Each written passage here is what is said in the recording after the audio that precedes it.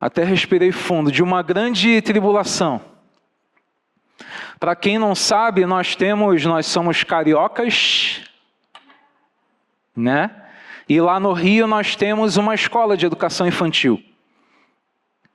E nós projetamos o colégio para nós vivermos isso que nós estamos vivendo hoje. O colégio está funcionando lá e nós estamos aqui em Blumenau. É difícil, é complicado, mas a gente está conseguindo. E as mesmas lutas, as mesmas aflições que nós passamos aqui, nós passávamos lá. Mas só que teve uma que foi assim, foi algo que só Deus mesmo. Nessa semana agora que passou, entraram na escola e levaram, vamos à lista, ar-condicionado, torneira do banheiro das crianças, torneira de inox, levaram os motores da geladeira, levaram bomba de água, levaram muitas coisas. E além de saquear algumas coisas, eles depredaram. Eles chegavam nas salas e jogavam tudo no chão. Eles comeram a pizza, o refrigerante que tinha de refeição para as crianças. Usaram micro-ondas para esquentar as pizzas. Então assim, mas Diogo, tua escola não é segura? É segura. Pode perguntar à minha mãe, pode perguntar à minha irmã, meu cunhado. As paredes do colégio, eu vou chutar aqui, mas deve ter no mínimo 5 metros. Em todo o terreno. O portão da frente, a gente entra como se fosse numa garagem. Um corredor assim como largo. Assim, dessa largura, assim, mais ou menos até o final do púlpito aqui. A gente entra mais ou menos uns 10 metros e aqui praticamente no meio do terreno da escola tem um outro portão de ferro. Ferro mesmo. E assim, esse portão, eu esticando minhas mãos, eu não consigo chegar no final. Quase eu chego. Mas acima dele ainda tem uma parede, como se fosse uma testa ainda para cima, de mais ou menos 1,5 metros. Então assim, toda a escola, ela é com muros altos. E nós temos câmera de segurança, a câmera filma lá, dá para ver filmagem e tal. A única coisa que eu não coloquei no colégio, por nunca imaginar que isso acontecesse, que é sempre assim, né? A gente nunca vai imaginar que acontece com a gente. E aí não tinha alarme, sensor de alarme. E eles conseguiram acessar a escola por uma casa vizinha. A escola fica praticamente na esquina, quase de esquina, tem uma casa de esquina e a escola. Depois dessa casa aqui da frente tem uma outra, depois dessa casa está vazia, há mais ou menos uns 4 ou 5 anos. E eles pularam o muro dessa casa e se depararam com uma escada, de concreto mesmo, que dá para o terraço dessa casa. E o terraço dessa casa, você chega assim no terraço, o muro aqui é o telhado do pátio da escola. Então por ali eles atravessaram, o telhado deve ter mais ou menos uns 7 ou 8 metros, e lá eles foram para a nossa laje. E da laje ali onde tem caixa d'água, tem algumas coisas ali tem um buraco que entra para a escola. E aí nós passamos por essa aflição. E o mais impressionante é que não foi um dia. Foram 3 ou 4 dias, né, Márcia? Foram 4 dias de pessoas entrando no nosso colégio, entrando naquilo que é nosso, que a gente luta, que a gente batalha, que a gente dá o sangue. Quando nós estávamos no Rio, a gente chegava às 6 horas da manhã no colégio, a Márcia vinha lavando os banheiros, eu vinha varrendo todo o pátio, nós éramos os donos. Quem é empresário sabe disso que eu estou falando. Nós éramos os donos, mas os que lavavam o banheiro, os que faxinavam a escola, os que endireitavam as carteiras para as crianças, os que ofereciam uma cantina, uma refeição para as crianças. A gente ainda fazia parte ali da portaria para receber as crianças e depois para entregar as crianças. Sempre nós tivemos essa luta e nunca corremos disso. Sempre fizemos com excelência. E aí vem pessoas para tentar acabar com aquilo que a gente construiu. Então foi um momento de aflição. 2 que entraram, parece que no primeiro dia entraram 4. 2 foram presos. Estão presos até hoje, porque a polícia foi fazer uma varredura no quarteirão e encontrou ele, e ele estava dentro da bolsa, ele estava com algumas coisas que pegou nossa ainda. E aí foi pego em flagrante, então foi preso. E aí, no segundo dia que a gente foi, eu não lembro direito, não quero me alongar também, mas depois disso entrou mais um que estava com ele, mas que conseguiu fugir. Conseguiu, assim, não ser encontrado, vamos dizer assim. E esse foi o que pegou a máquina de ar-condicionado. Nossa máquina é de 18.000 BTUs, então é uma máquina cara, que ele levou só a parte que fica do lado de fora, que é a principal, somente isso, que é a que faz todo o trabalho, e você não encontra assim algo avulso, só uma outra máquina, e é tudo muito caro. E nós estamos nesse momento. E eu falei com Deus, eu falei, Senhor, mas por que está acontecendo isso tudo? Eu quero entender um pouco. E aí Deus me levou até esse capítulo novamente, porque eu já tinha lido um tempinho atrás. Na semana que aconteceu, a gente sempre manda uma palavra para todos os funcionários lá, todos os colaboradores, e eu trouxe uma palavra para eles de continuar, permanecer e não se entristecer com tudo que ia acontecer, com tudo que estava acontecendo e ia acontecer, mas mal sabia eu que a palavra era mais para mim do que para elas. Não quero dizer que eu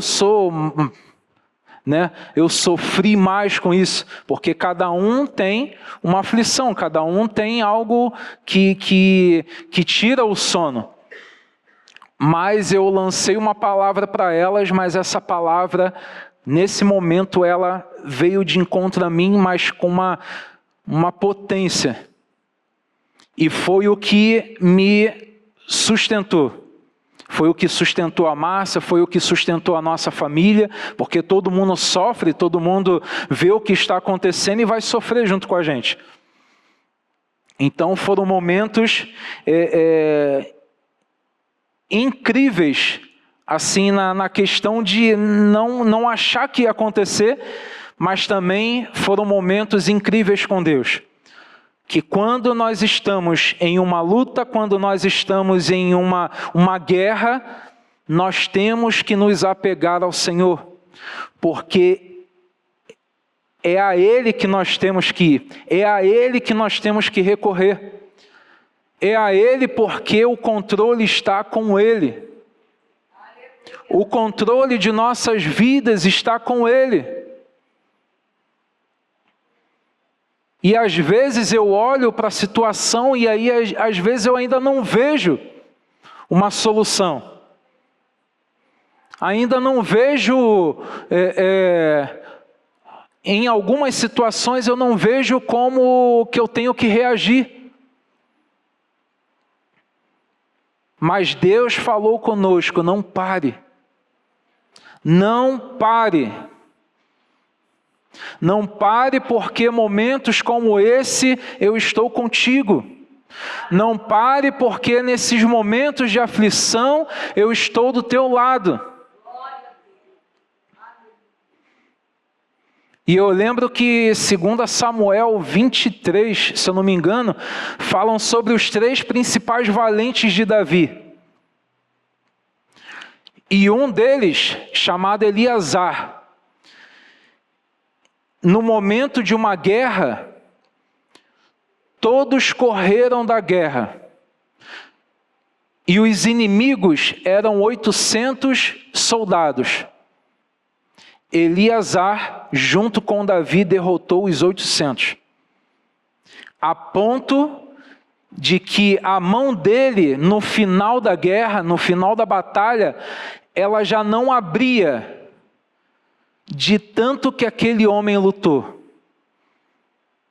E Davi, junto com ele, do lado dele, conseguiram derrotar 800 pessoas, 800 soldados, 800 valentes, que foram ao encontro deles numa guerra, foram derrotados por 2 pessoas.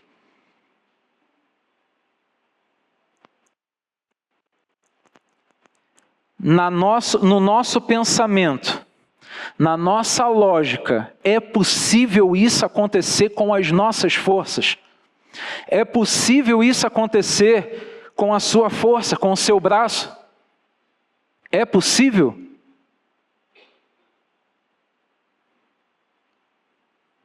Tem momentos de lutas que Deus ele vai amplificar a sua força. Tem lutas que você consegue, mas tem outras lutas que Deus ele vai estar contigo, te capacitando, te dando sabedoria, te dando estratégia. Tem momentos que só Deus na nossa vida. E esses momentos que nós estamos passando, eu tenho declarado isso. Eu tenho falado, Senhor, eu não sei. Eu já não sei mais. E eu continuo. Mas eu não parei. Nós estamos... Diogo, mas tu não vai para o Rio de Janeiro. O dinheiro que eu gasto indo para o Rio de Janeiro, eu já compro alguma coisa. O meu carro, ele gasta só de ida e volta para o Rio de Janeiro quase R$2.000. E aí fora comida, toda a hospedagem no Rio de Janeiro vai bem mais. Então é recurso que eu posso usar para reconstruir tudo aquilo que foi perdido. Mas nós não afrouxamos a nossa mão da espada. E é isso que Deus quer falar conosco nessa noite. Eu cheguei até esse ponto falando sobre a soberania de Deus, falando sobre o controle que Ele tem sobre todas as coisas, mas tem situações que nós temos que assumir o controle. Tem situações em nossas vidas que nós temos que assumir o controle. Deus está com a gente, mas só que Ele nos capacita. Ele nos dá estratégias, Ele nos dá força. Nós vemos isso quando nós estamos nessas situações. Somente quando nós estamos numa guerra, onde a gente pensa que não vamos conseguir sobreviver, Deus ele amplifica a nossa força. Como é que Eleazar e Davi iam ganhar 2 pessoas ganhar 800 soldados. Somente Deus, mas só que eles não saíram do posto deles. Eu lembro de uma ilustração que é conhecida, que fala que o barco de um homem naufragou. E ele conseguiu nadar até uma ilha. Lá na ilha ele orou a Deus, ele ficava orando: Senhor, me manda o resgate. Senhor, a tua palavra diz que tu está comigo, Senhor, onde quer que eu esteja. Me mostra, me salva daqui, me salva. E aí chegou um navio, chegou um barco, chegou um helicóptero e ele não foi. A desculpa dele era que Deus ia salvar a ele. Ele não queria, no pensamento e no coração dele, ele não queria dar a glória para pessoas. A pessoa que estava no barco para resgatar ele. A pessoa que chegou de helicóptero. Mas ele queria dar a honra a Deus. E chegou um certo momento que muitas pessoas, de várias maneiras, foram salvar ele. E ele, não aceitando, em um momento ele falou assim: Senhor, mas tu não está ouvindo a minha oração? E aí Deus responde para ele: eu enviei o barco, eu enviei o helicóptero, eu enviei, mas você não teve a atitude de pular dentro do barco, você não teve a atitude de subir no helicóptero, você não teve a atitude de ser salvo. Muitas das vezes a gente não está preparado nem para receber uma bênção. A gente vê um pouquinho disso quando Pedro, na pesca maravilhosa, ele fica desesperado com a quantidade de peixe que ele pega. A quantidade de peixe era tanta que o barco quase afundou. Pedro não estava preparado para aquilo. Na noite anterior, ele estava totalmente desanimado, porque ele não tinha pescado nada. Então, quando Jesus ele dá uma estratégia para Pedro, e que ele consegue fazer aquela pesca, ele não estava preparado para aquilo. Então, muitas das vezes, Deus quer nos abençoar, mas nós não sabemos nem receber a bênção.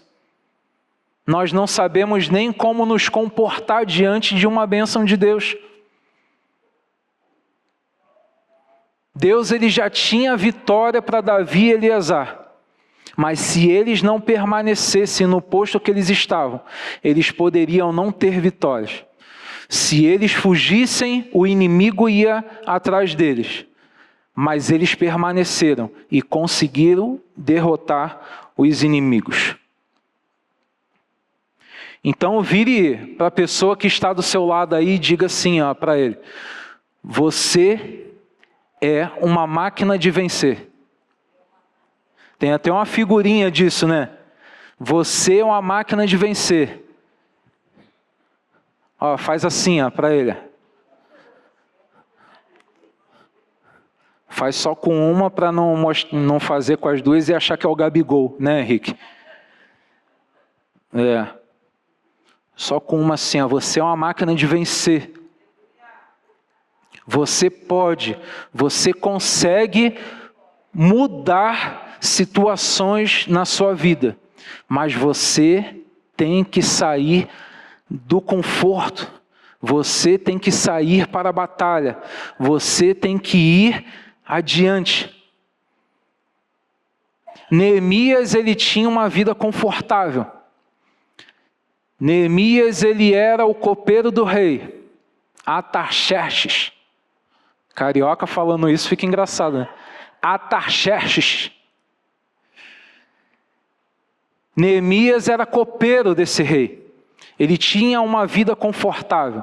Ele tinha, tá bom, mas Diogo, ele tinha que provar para ver se a comida não estava envenenada, mas quem seria o doido naquela época de envenenar a comida do rei?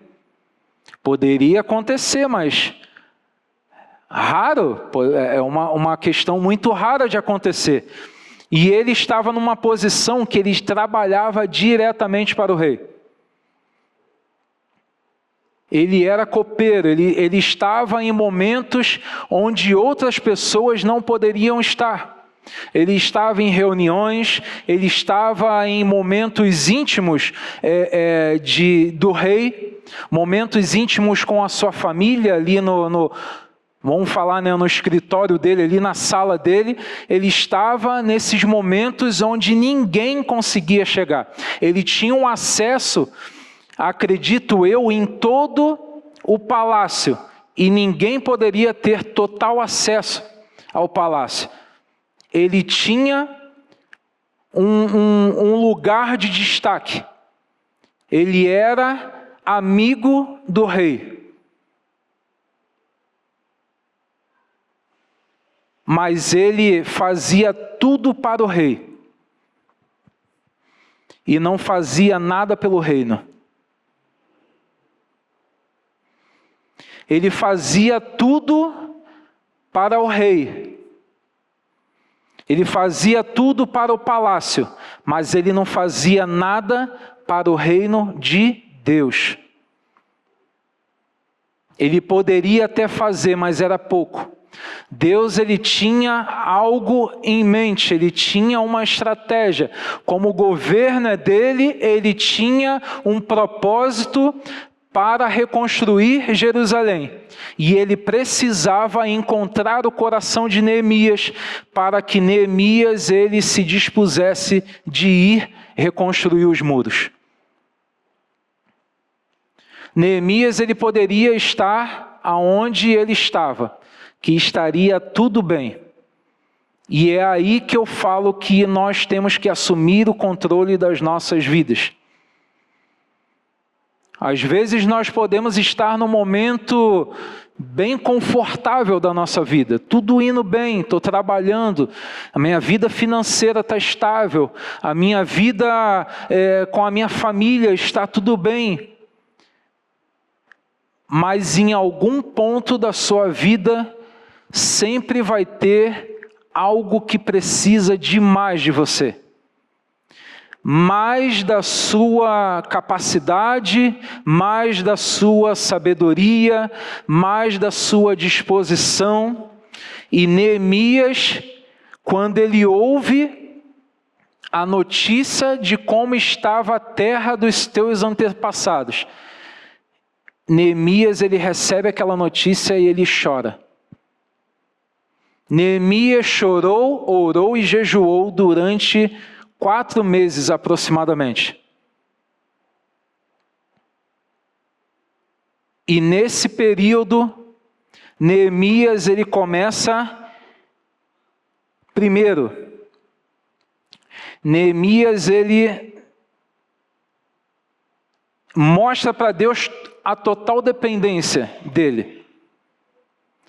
Quando ele se move para orar e jejuar, era ele falando: Senhor, eu não consigo sozinho fazer tudo isso que o Senhor colocou no meu coração. Então Neemias ele começa a planejar aquilo que era para ser feito. Neemias ele começa a planejar como que ele ia fazer. Aí a gente sabe da história que ele vai até o rei, ele pede cartas ao rei, ele pede recursos ao rei, ele chega até a cidade, ele começa a olhar para a cidade de uma forma de estratégia mesmo, de saber o que ele ia fazer e como ele ia fazer. Neemias ele era um estrategista. Neemias ele se tornou um líder, ele planejou, ele dividiu o trabalho, ele organizou as equipes, ele liderou de uma maneira extraordinária, não perdeu o controle diante das oposições, e ainda diante dessas oposições, ele ainda encorajava o povo a continuar, e falava: não ligue para isso, vamos embora, vamos continuar. Chegou um certo momento que as pessoas estavam com um tijolo na mão e com a espada na outra mão. E tudo isso foi articulado por Neemias. Se Neemias ele estivesse no posto que ele estava tudo bem. Mas a partir do momento que ele fala assim, não, essa questão eu vou assumir o controle. Nessa questão eu vou assumir o controle. E é engraçado a gente pensar que até essa liberdade que Deus nos dá de escolher como nós queremos viver está no controle de Deus. Ué, Diogo, mas tu acabou de falar que Deus tem todo o controle de toda a terra, de tudo que nela há. Sim, mas em algumas situações Deus quer que você assuma o controle. Em alguma área da sua vida pode ser que você tenha perdido totalmente o controle. A vontade de Deus é como se fosse uma linha. Vamos pensar assim, é como se fosse uma linha. E nós que temos que entrar nessa linha. Nós que temos que entrar na vontade de Deus, em tudo aquilo que Ele tem planejado para as nossas vidas. E nós estamos com o carro, no volante, numa moto, vamos dizer assim. Estamos no volante e num caminho totalmente contrário à linha que Deus tem da sua vontade. Nós estamos totalmente pegando caminhos tortuosos e estamos achando às vezes que está tudo bem.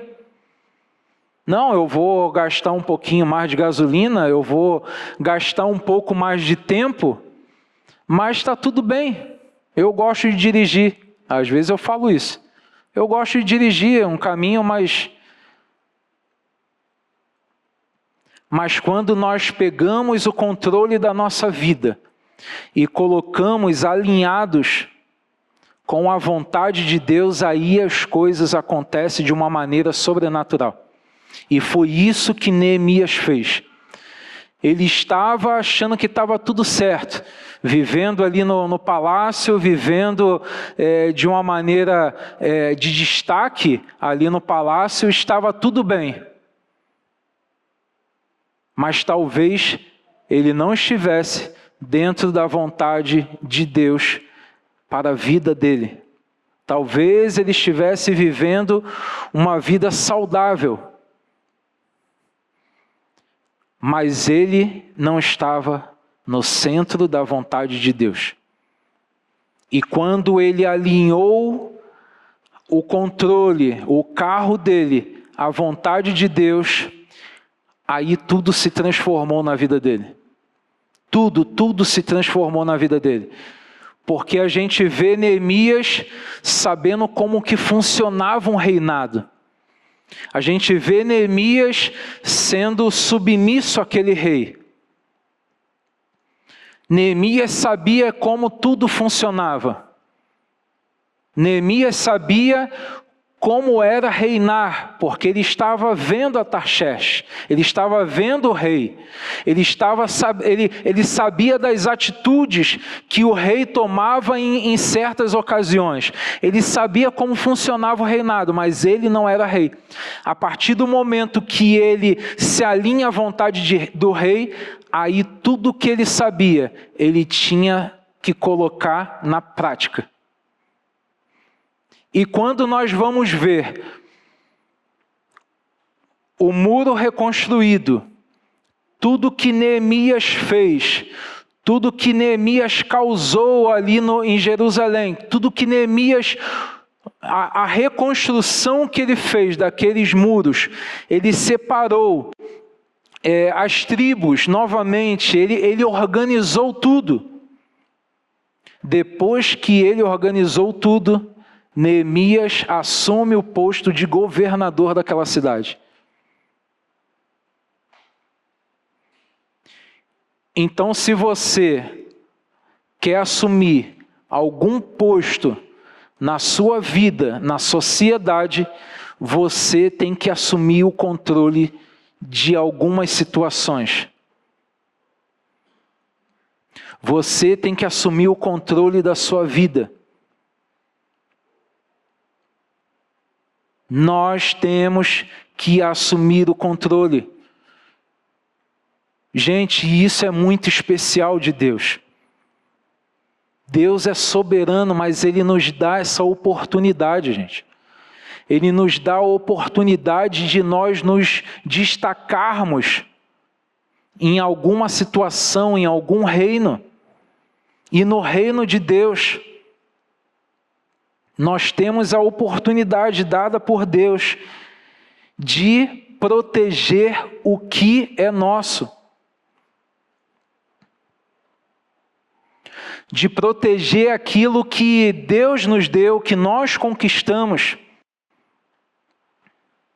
Quando estava acontecendo toda essa situação com o colégio, eu lembrei também de Samar. Samar também era um dos principais valentes de Davi. E Samar, ele numa ocasião, ele enfrentou um exército de filisteus. Filisteu, ele sempre estava no pé de Israel, né? Ele sempre queria sempre arrumava confusão com Israel. Roubaram a Arca da Aliança num momento, foram eles que acabaram com a vida de Sansão, né? Cortando o cabelo de Sansão. Golias foi aquele que, né, lutou com Davi, perdeu, mas incomodou o exército, deixou o exército amedrontado. Sempre os filisteus, eles estavam incomodando o exército de Israel. E nesse momento de Samar, ele estava num campo de lentilhas. E muitas pessoas estavam ali também. Aquele campo de lentilhas era o sustento daquele povo. Aquele campo de lentilhas era para a sociedade, era para as pessoas viverem, se alimentarem e colher aquilo ali. Mas só que naquele momento os filisteus, eles foram para atacar esse campo de lentilhas. Todos os israelitas fugiram. Somente quem ficou no meio, no centro do campo de lentilhas foi Samar. Eu imagino que quando eles viram os filisteus chegando naquele momento, muitas pessoas tentaram agarrar Samar. Vamos embora, Samar, aqui eles vão acabar com tudo, como sempre fazem. Vamos embora que eles vão acabar com a nossa colheita. A colheita que era para ser nossa, eles vão roubar, eles vão consumir tudo aquilo que era para nós consumirmos. Mas Samar, ele permaneceu firme. A Bíblia fala que ele ficou no centro do campo de lentilhas. E ninguém conseguiu tirar ele dali, inclusive os filisteus. Quando eu soube dessa notícia, quando nós vimos nas câmeras, a primeira coisa que eu queria fazer era estar no meu campo de lentilhas, proteger aquilo que era meu.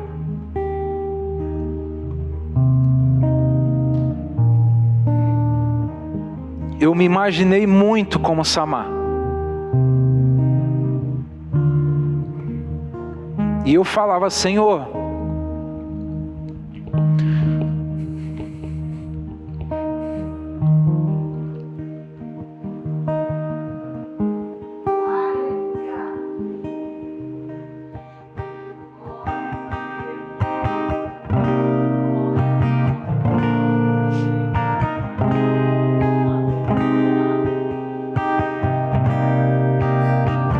o Senhor sabe que eu sou valente, Senhor.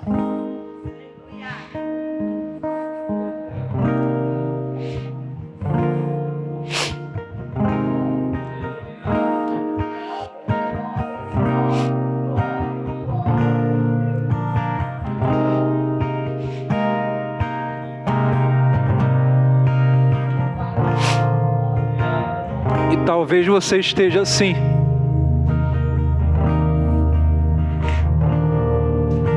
Talvez o inimigo esteja tentando roubar algo que é seu. Talvez o diabo ele quer roubar a sua paz, colocando situações para que o seu coração ele pegue tudo que Deus te deu e fique com uma motivação errada.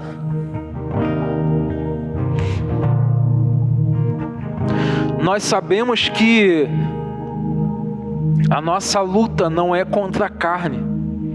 Nós sabemos que a nossa luta não é contra o nosso irmão. Nós sabemos que a nossa luta não é contra pessoas. Mas eu confesso que naquele momento eu falei: Senhor, se eu tivesse ali, isso não tinha acontecido. Se eu tivesse ali, ninguém ia entrar no que é meu. E eu não sou, gente, a minha família me conhece. Eu nunca busquei briga, eu nunca briguei assim com pessoas, nunca tive nunca tive a ousadia de dar um soco numa pessoa.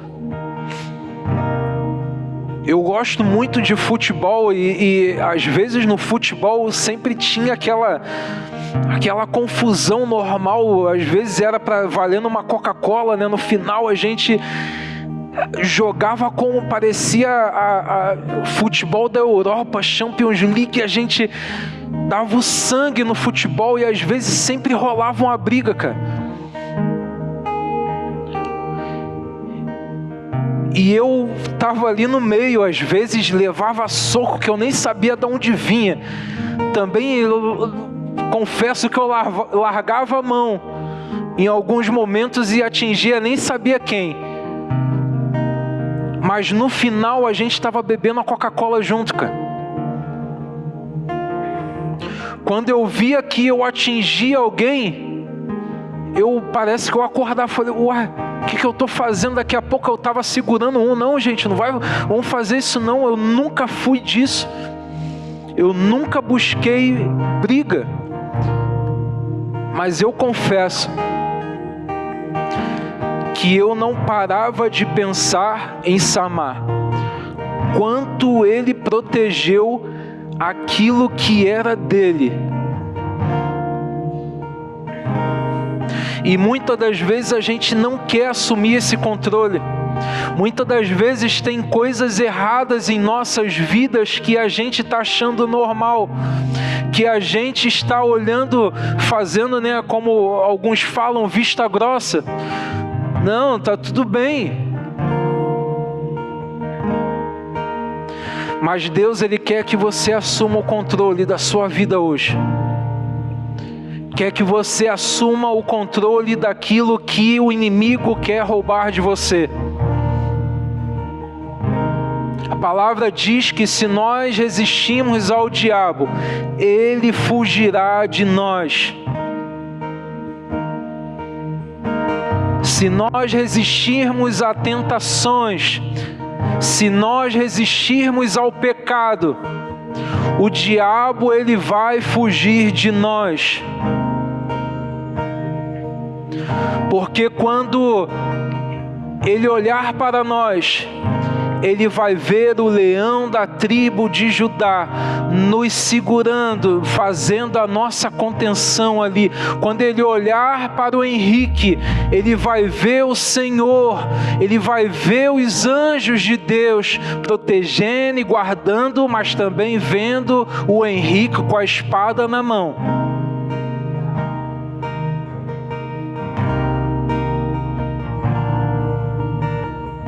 Ele vai ver o Henrique, ele vai ver a Isabela, ele vai ver todos nós com a espada na mão, prontos para guerrear, prontos para entrar na briga, se for necessário.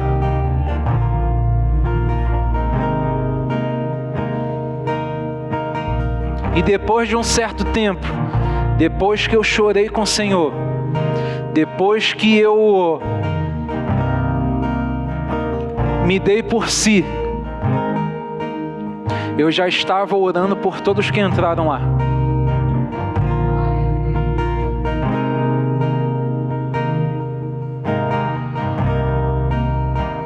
Falei, Senhor, a escola é tua, o colégio é totalmente seu. O Senhor só me deu a oportunidade de cuidar. O Senhor me deu. E se é teu, Ele pisou no lugar santo. E que o teu Espírito Santo possa fazer com que ele se arrependa. Eu não tenho a oportunidade de falar para ele se arrepender. Mas existem servos teus, fiéis à tua palavra, fiéis ao teu reino, fazendo o teu reino sobre a terra, que vão chegar até ele e vão falar para ele uma palavra de arrependimento, e ele vai se arrepender. Eu não quero nem saber o momento, a hora, não quero nem saber se ele vai entrar na minha igreja aqui, mas que ele possa se arrepender e possa se alinhar com a tua vontade, se alinhar com aquilo que o Senhor quer para a vida dele. Vamos nos pôr de pé.